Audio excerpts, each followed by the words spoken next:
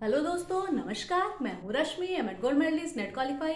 एक बार फिर से मेरे चैनल एजुकेशन विद रश्मि में आप सबका स्वागत है।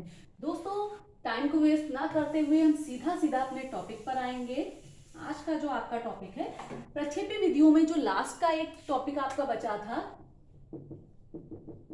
एसएटी। ठीक है, एसएटी पर हम बात करेंगे, यानी कि सीनियर परसेप्शन टेस्ट या फिर वरिष्ठ अंतर्बोध परीक्षण। वरिष्ठ अंतर्बोध परीक्षण। ठीक है, आपने से बात हुई है रोशाक इंक ब्लॉक टेस्ट के बारे में, टीएटी, सीएटी। ठीक है, तीनों के बारे में पिछले वीडियो में बात हो चुकी है। ठीक है, अगर आपको ये इनके बारे में अगर जानकारी चाहिए पूरी डिटेल में, किस तरीके से एग्जाम में क्वेश्चनिंग होती है वगैरह वगैरह, तो आप जाकर पिछला वीडियो देखिए, नहीं तो मैं लिंक डिस्क्रिप्शन में डाल दूंगी। ठीक है, आप वहां से देख लीजिएगा। तो एसएटी के बारे में बात करें, ये तो दोनों वयस्कों के लिए थे, ये बच्चों के लिए था। वरिष्ठ अंतर्बोध परीक्षा, ठीक है, वरिष्ठ जैसे कि नाम से ही सीनियर लिखा हुआ है। ठीक, ये तो दोनों वयस्कों के लिए थे और ये 3 से 10 आयु वर्ग के बच्चों के लिए था।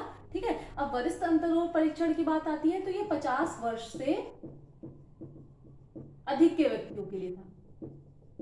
ठीक है, तो सबसे पहले हम बात करेंगे एसएटी।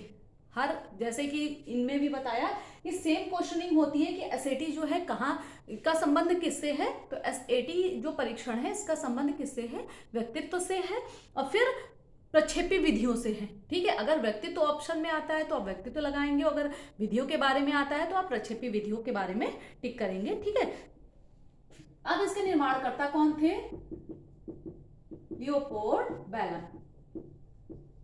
ठीक है, जिन्होंने सीएटी बनाया था, लेकिन सीएटी में दो लोगों का नाम आता है, किसका? लियोपोल्ड बेलक और सोनिया सोरेन बेलक। ठीक है, दो लोगों का नाम आता है, लेकिन अगर बात करते हैं हम एसएटी की, ये चीज याद रखिएगा, तो यहाँ पर सीधा सीधा किसका नाम आता है? लियोपोल्ड बेलक का नाम आता है। और इसका निर्माण हुआ था 1949 में और इसका निर्माण हुआ 1975 में। ठीक है, वैसे ईयर जो होता है, बहुत ही ईयर अगर आपसे पूछा जाएगा तो वो असेंडिंग डिसेंडिंग ऑर्डर में केवल पूछा जाता है। ठीक है, असेंडिंग डिसेंडिंग ऑर्डर का मतलब कि जैसे कि आपने कहा, उन्होंने ink blot test, TAT, CAT और एसएटी लिख दिया और इधर उनका ईयर दे दिया। ठीक है, तो उसका मैचिंग करना होता है कि किस ईयर में कौन सा परीक्षण बना। ठीक है, वहां पर ही काम आता है और इस तरीके की क्वेश्चनिंग एनटीए नेट में बहुत होती है, चाहे वो बुक के बारे में दे दे, बुक के पब्लिकेशन में दे दें। ठीक है, फिलोसफी की बुक हो जाती है, साइकोलॉजी की बुक या फिर आपकी सोशियोलॉजी की बुक्स होती हैं, या फिर परीक्षण या फिर ईयर के बारे में क्वेश्चनिंग होती है, तो थोड़ा सा सिर्फ आपको ध्यान देना है। ठीक है, बहुत छोटा सा क्वेश्चन है, लेकिन एक क्वेश्चन कहते हैं ना कि पेपर पूरा इधर का उधर कर देता है। ठीक है, तो ये 49 में था, ये 75 में इस परीक्षण का निर्माण किसने किया था? लियोपोल्ड बेलक ने किया था। और इन्होंने किसके लिए किया था? 50 वर्ष से अधिक के जो व्यक्ति थे उनके लिए इस परीक्षण का निर्माण किया। जैसे कि यहाँ पर लिखा है एसएटी, एस का मतलब सीनियर, वरिष्ठ। ठीक है, सीधा सीधा वही पता चल रहा है कि जब कोई सीनियर है तो यानी कि 50 वर्ष से अधिक के लिए। अब इस परीक्षण का निर्माण जो किया गया था वो किन उद्देश्यों को लेकर किया गया था? आखिर क्या नापना था? जो ये वरिष्ठ व्यक्ति थे या फिर सीनियर सिटीजन जो थे, तो उनका क्या नापना था जिसलिए इसका निर्माण किया गया था? सबसे पहले व्यक्तित्व की संरचना, व्यक्तित्व की संरचना, यानी कि इस व्यक्तित्व की संरचना क्या है।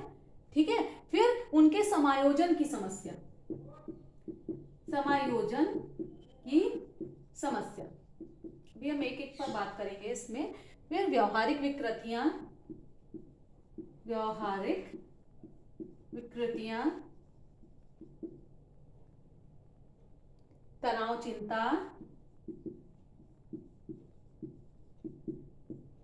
और लास्ट में आंतरिक प्रेरणाओं का अध्ययन, आंतरिक प्रेरणाओं का अध्ययन।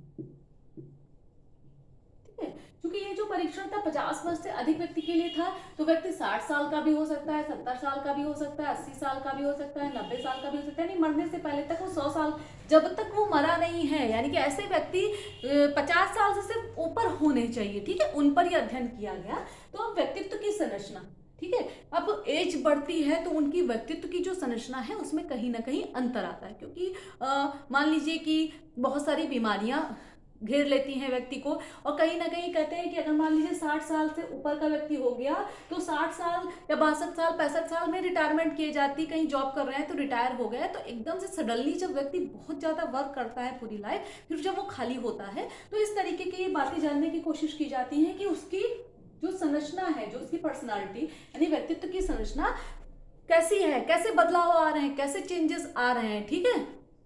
फिर बात करेंगे समायोजन की समस्या, ठीक है। जब से ऐसे आयु बढ़ती जाती है तो एडजस्टमेंट की जो समस्या होती है, घर बढ़ता है, परिवार बढ़ता है, बच्चे जो एक कहते हैं ना कि एज जो गैप होता है उनमें इसीलिए टकराव होता है, क्योंकि बच्चों का जो मेरे बच्चे हैं वो अपनी एज के हिसाब से काम कर रहे हैं, मैं अपनी एज के हिसाब से काम कर रही हूँ, मुझसे बड़े जो हैं वो अपनी एज के हिसाब से काम कर रहे हैं, लेकिन हमें लगता है कि नहीं मैं ठीक हूँ, ठीक है, मुझे लगता है नहीं मेरा बच्चे को लगता है कि नहीं मैं ठीक हूँ, ठीक है, बड़ों को लगता है नहीं मैं ठीक हूँ, ठीक है, तो इससे कहीं ना कहीं टकराव की स्थिति उत्पन्न होती है। तो ये जो एज होती है, इस एज में जो कहते हैं ना वयस्क जो होते हैं, वो सॉरी वरिष्ठ व्यक्ति जो होते हैं, उनमें जो समायोजन एडजस्टमेंट कैसे वो परिस्थितियों के हिसाब से खुद को एडजस्ट करते हैं चीज़ों के साथ, रिटायर हो गए, खाली हो गए, ठीक है, तो उस खालीपन को कैसे वो यूटिलाइज कर रहे हैं, ठीक है, वो बाहर निकल रहे हैं, अपने फ्रेंड सर्किल बना रहे हैं, कुछ लोग बिल्कुल घर में ही बैठ जाते हैं, कुछ लोग हैं सोशल हो जाते हैं, वो चीज़ें करने लगते हैं जो और लाइफ में वो नहीं कर पाए, ठीक है।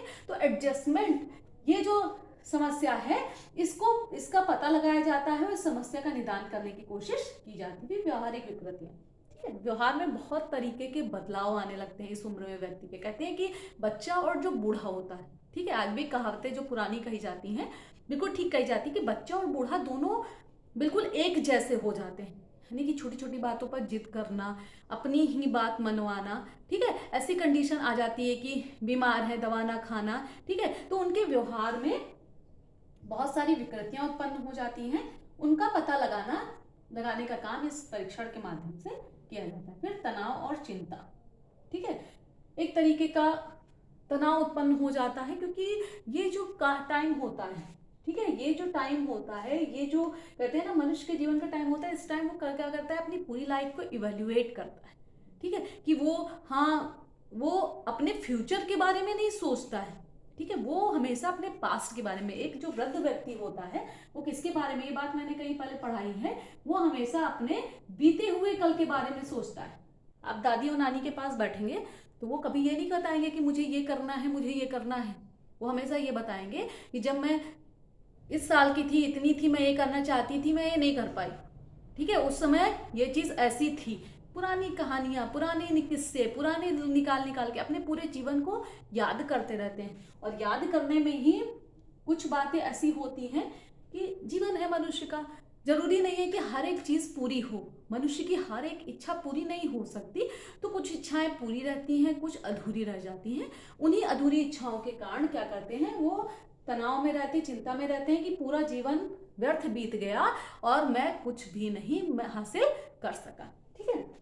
फिर आंतरिक प्रेरणाओं का अध्ययन, अब जीवन जीना है, ठीक है, जीवन तो जीना ही है, सबको ही जीना होता है, तो आंतरिक प्रेरणा, ठीक, कि अभी भी इन व्यक्तियों में कुछ इंटरनल मोटिवेशन है, किसके लिए, जीवन जीने के लिए, ठीक है, क्योंकि जब तक आपके शरीर में आखिरी सांस है तब तक आपको जीवन जीना है, ये आपको डिसाइड करना है कि आप उसको हंसकर बिताएंगे, रोकर बिताएंगे, या कष्ट में बिताएंगे, चिंता के साथ बिताएंगे या बिना चिंता के बिताएंगे, ठीक है। तो जो आंतरिक प्रेरणाएं व्यक्ति में बची हैं या नहीं बची हैं तो कौन सी हैं, और नहीं है तो फिर क्यों नहीं है, उनका क्या रीजन है, इन सब बातों को पता करने का प्रयत्न किया जाता है। फिलहाल इसका निर्माण कब हुआ था, 1975 में, ठीक है, 75 से लेकर आज तक इस परीक्षण का निर्माण जिस उद्देश्य को लेकर किया गया था, यानी कि वयस्कों के इन जीवन से वरिष्ठों के जीवन से इन बिंदुओं के बारे में अध्ययन करने का, तो वो ये जो परीक्षण था अपने उद्देश्य में पूरा सफल हुआ और आज भी वैसे ही काम कर रहा है, ठीक है। अब इसकी प्रोसेसिंग की बात करते हैं तो इसमें कुल कितने कार्ड दिखाए जाते हैं? 16 कार्ड। ठीक है, इसमें कितने थे? 10, टीएटी में 31, सीएटी में 10, और अगर एसएटी की बात करें तो एसएटी में कुल 16 कार्ड दिखाए जाते हैं। और किसके? ठीक है, ये जो 16 कार्ड थे ये किससे संबंधित थे? ठीक है, तो ये जो 16 कार्ड थे ये मानव व्यवहार की विभिन्न आकृतियां। ठीक है, ये जो कार्ड थे, सीएटी में क्या था? पशु व्यवहार था। ठीक है, टीएटी में भी मानव व्यवहार ही था, कोई समस्या थी, और इंक ब्लॉक टेस्ट में क्या थे? स्याही धब्बा थे, यानी कि धब्बा बने हुए थे। साथ में इसलिए बताते चलते हैं कि किसी तरीके का कोई कंफ्यूजन क्रिएट ना हो। ठीक है, फिर 16 कार्ड थे, मानव व्यवहार की विभिन्न आकृतियों से संबंधित थे। ठीक है, फिर संख्या के आधार पर, यानी कि संख्या 1 2 3 4 5 6 ऐसे संख्या के आधार पर सारे कार्ड प्रस्तुत किए जाते थे। और एक कार्ड को देखने के लिए कितना समय दिया जाता था? 10 मिनट। कायदे से कार्ड को देखिए, उस कार्ड को देखने के बाद अपनी प्रतिक्रिया या तो वो बोलकर बताते थे तो उसको रिकॉर्ड कर लिया जाता था, या लिखकर, आप कहानी लिखकर ही बता सकते हैं कि मान लीजिए 2 व्यक्ति खड़े हुए हैं और एक दूसरे की तरफ हाथ से इशारा कर रहा है कुछ भी, तो अब आप सोच रहे होंगे कि ये इशारा किस चीज का है? उसको रोकने के लिए है, ठीक है, या फिर उससे कुछ कहने के लिए, कुछ बताने के लिए है। मुख के भाव आपको देखने हैं कि वो प्रसन्नता की मुद्रा में है या फिर गुस्से की मुद्रा में है। ठीक है, ये सब देखते हुए कहानी आपको बतानी है, इसके आगे की पीछे की, और ये क्या सीन चल रहा है। ठीक है, तो इसका अंदाजा लगाया जाता था और इसी के आधार पर क्या होता था? व्यक्तित्व का निर्धारण होता था। बुजुर्ग है, जैसे कि मान लीजिए घर में कोई टेंशन चल रही है, 2 लोगों को देखा झगड़ते हुए, तो उन्हें, जैसे कि आप देख रहे होंगे कि आप सोशल मीडिया का जमाना है, कोई पोस्ट आप देखते हैं कि कोई भी पोस्ट आ जाए, XYZ कोई भी पोस्ट आ जाए, पिता पुत्र को लेकर आ जाए, या फिर कह लीजिए कि सास बहू को लेकर आ जाए, देवरानी जेठानी को लेकर आ जाए, भाई बहनों को लेकर आ जाए, तो जिसका जैसा संबंध चल रहा होता है, ये चीज आप जब उनके कमेंट पढ़ेंगे, कुछ लोग पिता के फेवर में बोल रहे हैं, कुछ लोग बेटे के फेवर में बोल रहे हैं, तो आप ये महसूस करेंगे कि पिता के फेवर में बोलने वाले वो लोग हैं जिनके घर में सेम कंडीशन वही चल रही होती है। ठीक है, सेम चीज, यही परीक्षण क्या करते हैं?